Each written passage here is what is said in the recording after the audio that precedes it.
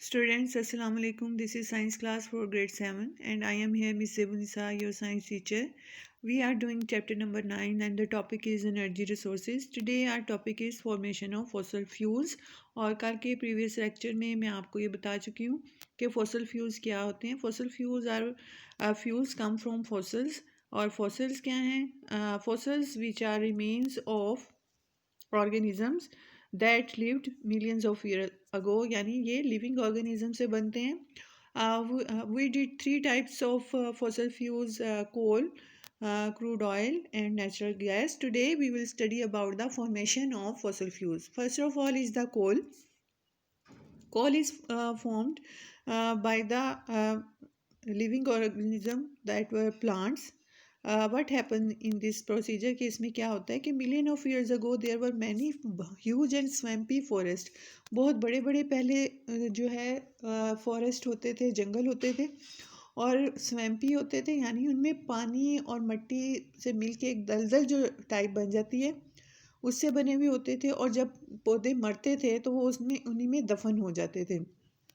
फिर सालों गुजरने के बाद मिट्टी की वजह से, मड की वजह से एंड स्वैम्स की वजह से वो पाइल्ड अप उनके ढेर लगना शुरू हो गए and 100 crushing and compressing the buried plants.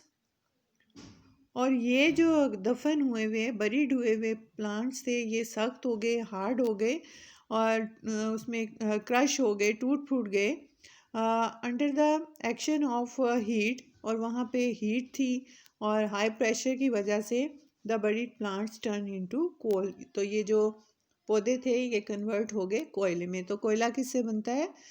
Buried plant से in swampy forest millions of years ago. Our next topic is the formation of crude oil. के क्रूड ऑयल कैसे बनता है? तो एक टिनी ऑर्गेनिज्म, टाइनी भी कह सकती हैं, टिनी भी कह सकते हैं, बोथ आर करेक्ट. ऑर्गेनिज्म का प्लैंकटन. प्लैंकटन बहुत छोटे छोटे लिविंग ऑर्गेनिजम्स हैं जो कि सीज में रहते हैं, ओशन में रहते हैं और फ्रेश वाटर भी होते हैं. व्हेन दीज ऑर्गेनिज्म डाई, जब ये ऑर्गेनिज्म डाई होते हैं, मरते हैं, there remain sank to the bottom of the sea. तो ये समंदर की तह में चले जाते हैं and were buried deep under, और मड और ज़मीन मिट्टी के नीचे बहुत चले जाते हैं एंड सैंड और रेत के नीचे.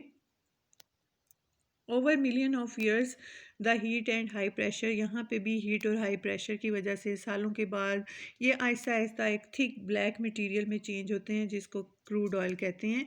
और crude oil is found under the sea bed, या तो वो समंदर की तह में होगा या और अंडर लैंड या ज़मीन के नीचे, which was once covered by the sea और ocean.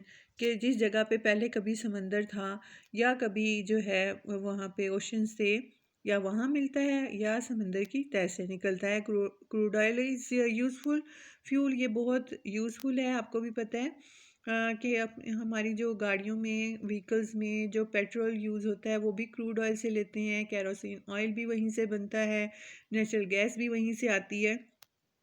Because it stores large amount of energy, और इसमें अमाउंट ऑफ एनर्जी भी बहुत ज़्यादा होती है इन अ स्मॉल वॉल्यूम. थोड़े से उसमें बहुत ज़्यादा एनर्जी होती है. It can be stored in large tanks, इसे बड़े बड़े टैंकों में जो है स्टोर किया जाता है and can be easily transported over large distance through pipeline, और पाइपलाइन के थ्रू इन्हें बहुत दूर दूर तक सप्लाई भी किया जा सकता है. Next is the formation of natural gas.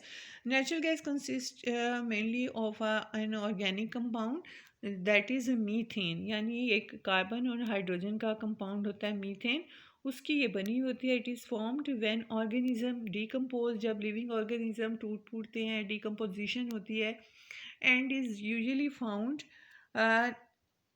Together with coal and crude oil. तो जहाँ भी क्रूड ऑयल या कोल होगा उससे पहले नेचुरल गैस होती है. तो बाज़ दफ़ा ये होता है कि ये जो वैसे तो ये जहाँ भी क्रूड ऑयल होता है, कोल होता है, उसके सबसे ऊपर नेचुरल गैस होती है. सम टाइम ये सीप कर जाती है, गुज़र जाती है, कोल में से भी गुज़र जाती है और क्रूड ऑयल में से भी. तो उनमें से गुज़रने के बाद ये पॉकेट्स सी बना जाती है गैस की. तो उसकी वजह से क्या होता है कि जब माइनर्स जो हैं जो निकालते हैं, कोल माइनर्स, कोयला निकालने वाले, तो उनको जो है एकदम से फेस करना पड़ता है नेचुरल गैस को जो पॉइजनस होती है, या उससे धमाका हो जाता है। That's all for today. Have a nice day. अल्लाह हाफिज़।